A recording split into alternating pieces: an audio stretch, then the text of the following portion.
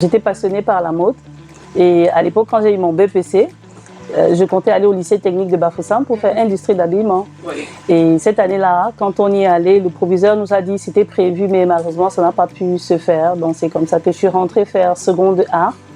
Mais c'était vraiment pas ma passion. Voilà.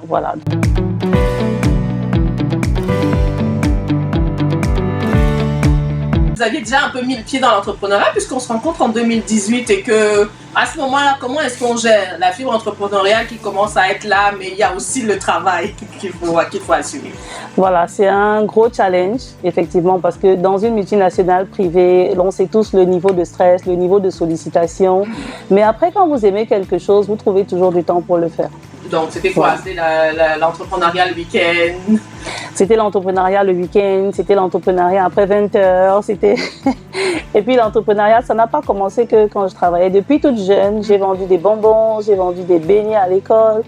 J'ai vraiment toujours eu envie de vendre quelque chose. Donc du coup, voilà, je crois que j'avais vraiment ça dans le sang.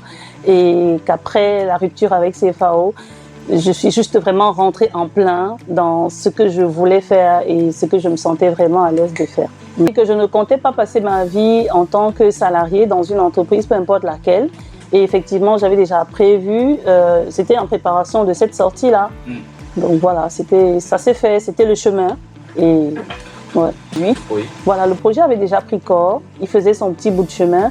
Et d'avoir cette opportunité de participer à ce concours, voilà, c'était un plus pour pouvoir disposer de fonds pour passer à un niveau supérieur.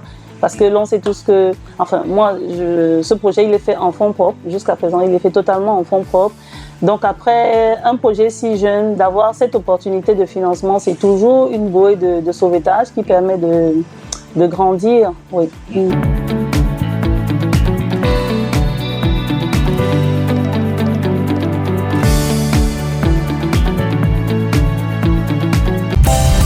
Retrouve la vibe sur ton téléphone via nos différents comptes de réseaux sociaux Facebook, Instagram, X et TikTok.